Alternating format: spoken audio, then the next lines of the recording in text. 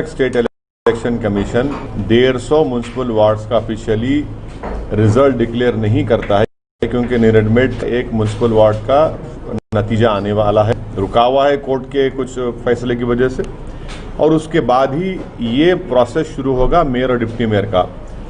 अभी हमारी पार्टी में इस सिलसिले में मैं अभी कोई बातचीत नहीं हुई है। मैं अपने पार्टी के जिम्मेदार एमएलए से तमाम लोगों से बात करूंगा, और ना टीआरएस से हमारा कोई कांटेक्ट ना हम उनसे करें ना वो हमसे किए, तो जब भी टाइम है उसके लिए। सर लेकिन ये आप बात बोलने के लिए कह रहे हैं, लेकिन सबको पता है कि टीआरएस और एमआईएम का वास्ता रहा है, चाहे लोकसभा चुनाव चाहे विधानसभा चुनाव सपोर्ट करते रहे हैं और बिना आपके बनेगा भी नहीं। इस म्युनिसिपल इलेक्शन में, जीएचएमसी के इलेक्शन में रहमत कई जगह पर हम मुकाबला किए, 51 सीट्स हम लड़े, रहमत नगर था, रहमत नगर में टीआरएस जीत के हम सेकंड आए। हम तो कोशिश की टीआरएस खराने की, वहाँ पर टीआरएस ने हम हमारे कैंडिडेट्स खराने की कोशिश की, तो ये बात बिल्कुल गलत है, ये इसमें कोई सच्चाई नहीं है। बीजेपी ने जो इस तरह से जो आश्चर्यजनक जीत बीजेपी की हुई, आश्चर्यजनक, और जो पिछले बल्दिया के चुनाव से देखा जाए जो इस बार जीत हमारा 44 जीतना आपके लिए ताज्जुब की बात नहीं है। आपने तो बस भाई जितना था उतना अरे भाई इनका कितना हुआ, 150 लड़े ये लोग, और 36% सक्सेस रेट इनका, स्ट्राइक रेट। हमारा 86% है। ये आपको देखना चाहिए कि अगर हम लड़ लेते 70-80 तो भाई साहब फिर तो सबकी टाई कर दिए थे हम। नहीं, हमेशा आप बीजेपी की मुखालफत करते रहते हैं, रोकने की बात करते हैं। हाँ। लेकिन बीजेपी हैदराबाद में जो कहा जाता है कि आपका शहर माना जाता है, हमारे कॉन्स्टिट्यूंसी में बीजेपी कहाँ जीती बताइए। हम 44 हैदराबाद में म्युनिसिपल वार्ड्स हैं, 34 हम लड़े, 33 हम जीते, 5 साल पहले भी जीते थे। क्या किया बीजेपी ने? सर्जिकल स्ट्राइक, जिन्ना, अफगानी, रोहिंग्या, वो यूपी के मुख्यमंत्री को लाए, 3 वार्ड हार गए। अमित शाह को गृह मंत्री को लेकर आए, वो आपका घासी बाजार हार गए।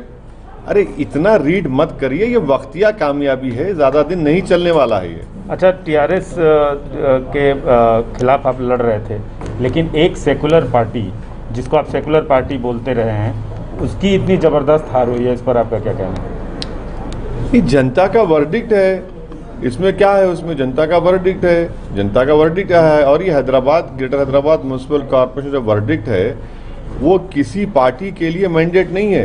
हैदराबाद की जनता ने ना एमआईएम को डिसाइसिव मैंडेट दिया, ना बीजेपी को दिया, ना टीआरएस को दिया। इस मैंडेट की इज्जत करना जरूरी है, इस मैंडेट को समझना जरूरी है। तो ये जो मैंडेट आया, उस ट्रेंड को देखते हुए आपको 2023 में खतरा नहीं महसूस हो रहा है? देखिए, एक बात समझिए, जीएचएमसी यकीनन तेलंगाना का हिस्सा है, मगर जो मेनलैंड तेलंगाना है वहाँ पर तेलंगाना की एक फीलिंग है, एक रीजनल एस्पिरेशन है, वहाँ पर बिल्कुल मुख्तलिफ पॉलिटिकल डेमोग्राफी है। और बहुत हद तक मैं ये समझता हूँ कि केसीआर उन तमाम चीज़ों का एक रिफ्लेक्शन करता है, उनकी पार्टी नहीं। अगर आप बोलेंगे आप गलत कह रहे हैं, तो मैं आपको बता रहा हूं कि निज़ामाबाद म्युनिसिपल कॉरपोरेशन में 8-10 महीने पहले इलेक्शन हुए, जहां पर बीजेपी का सिटिंग एमपी है, वहां पर क्या मेयर बीजेपी का है, डिप्टी मेयर नहीं है। करीमनगर म्युनिसिपल कॉरपोरेशन के इंतखाबात हुए, इलेक्शन हुआ, वहां पर बीजेपी का स्टेट प्रेसिडेंट है, एमपी है, वहां पर बीजेपी का मेयर डिप्टी मेयर नहीं है। तो इसीलिए हम कह रहे हैं कि आप बहुत ज़्यादा इसको रीड मत करिए, इस डिसीजन को। मेरा मानना यह है कि आज भी टीआरएस एक फॉर्मिडेबल फोर्स है मेनलैंड तेलंगाना में। यकीनन जो नतीजा आया है, केसीआर को सोचना पड़ेगा कि क्यों ये नतीजा आया। और हमको यकीन है कि एक मंजेवे सियासतदान है जिन्होंने अकेले अपनी इस पार्टी को खड़ा किया है, वो देखेंगे उस बातों को। मगर ये मेरा काम नहीं है कि मैं किसी के पार्टी के अंदरूनी मामलात में तबसरा करूं, उनको फैसला करना है, वो बेहतर जानते हैं कि क्या करना है, नहीं करना। सर, ये क्या वजह है कि जब चुनाव होता है बीजेपी आपको आप पे अटैक करती है, आप बीजेपी पे अटैक करते हैं, हाँ। और वहाँ पे बीजेपी गेन कर जाती है। आपका फायदा या नुकसान नहीं होता है, अगर फायदा भी होता है या नुकसान भी होता है, लेकिन बीजेपी गेन करती है, ये क्या वजह है?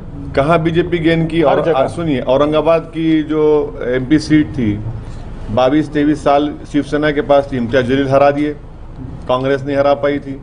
झारखंड में हम इलेक्शन लड़े, नहीं मिली कामयाबी, वहाँ बीजेपी नहीं जीती। अरे कितनी मिसालें दूंगा मैं आपको ऐसे। ये हमको बीजेपी से क्यों जोड़ते आप? देखिए समंदर, सुनिए, सारी सियासी पार्टियां समंदर के दो किनारे एक नहीं हो सकते, इतना याद रख लीजिए आप। समंदर के दो किनारे कभी एक नहीं हो सकते। तो बंगाल में भी ऐसा ही होने वाला है सर, अब बीजेपी जीतेगी, आप चुनाव लड़ेंगे? अरे भाई अगर मेरे लड़ने से तो कोई जीतेगा कोई हारेगा, मैं भी जीतूंगा ना। ये कब से हो गया कि भाई आप ये देख कर लड़ी इलेक्शन? मैं भी हारा है, 7 सीट में हार गया, मेरे खिलाफ क्यों मैं बोलूं, शिकायत करूं, मैं छोटे बच्चे की तरह रहूं कि भाई 7 सीट में हार गया, क्यों लड़े मेरे खिलाफ? यही तो जमहूरियत की खूबसूरती है, यही तो जमहूरियत की खूबसूरती है। तो बंगाल बंगाल के हमारे जिम्मेदारों से हमारी बातचीत होगी, उनसे पूरा बात करेंगे, फैसला लेकर आपको बताएंगे। बीजेपी जिस तरीके से गेन कर रही है, बिहार में भी आप चुनाव लड़े, आपको भी 5 सीटें मिली, बीजेपी जीती, यहाँ भी यही देखने को मिला। तो बंगाल में आप जैसे बोलते हैं, हर बार आप ये बोलते हैं कि वक्तिया फायदा है, वक्तिया जीत है। एक बात सुनिए, बिहार बंगाल में पार्लिमानी चुनाव हुए, 18 बीजेपी जीती, हम तो एक भी नहीं लड़े। क्या बोलेंगे आप? टीएमसी के नेता छोड़ के बीजेपी भाग रहे, हमसे पूछ के जा रहे हैं क्या वो? अरे हर चीज में हमको लाके आप लोग खड़ा कर देते सामने। अरे हमारे कंधे पे रखकर बीजेपी का बाजा मत बजाइए, हमारे कंधे पे रखकर बीजेपी का प्रोपेगेंडा मत करिए। और बीजेपी अगर जीत रही है तो क्यों जीत रही है भी तो देखिए। भाई आप तो मुसलमानों का सेक्युलर वोट ले रहे हैं, मगर आपका वोटर कहां भाग रहा है वो भी तो सोचिए। आप वो क्यों नहीं सोचते? जिस दिन ये तमाम जो अपने आप को सेक्युलर कहते हैं वो इस चीज को सोचेंगे, समझेंगे, प्लान आउट करेंगे, तभी जाकर बीजेपी से मुकाबला कर पाएंगे। अगर ये दिन रात 24 घंटे से असदुद्दीन ओवैसी और एमआईएम करते रहेंगे तो कोई फर्क पड़ने वाला नहीं है। करते रहिए, आप हमारा नाम लेते रहिए, हम और आगे बढ़ते जाएंगे। यानी बीजेपी भी आगे बढ़ती जाएगी। अब बीजेपी आगे बढ़ रही है तो इनकी वजह से बढ़ रही है।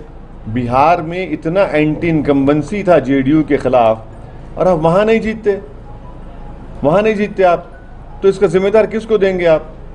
अरे भाई आप नहीं जीत पा रहे तो हमको आप इनकी वजह से हो, तो ठीक है बोलिए, कोई बात नहीं। सर हैदराबाद की जनता कब तक उम्मीद करे अपने नए मेयर? अभी तो ये तो प्रोसेस उसका है, उसका एक स्टैट्यूट है, एक्ट है, उसके मुताबिक जब एक्ट आएगा, लॉ आएगा तो फैसला होगा।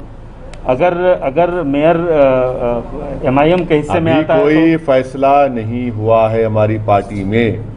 जब बातचीत होगी, फैसला होगा, जब वक्त आएगा तब आपको बताएंगे।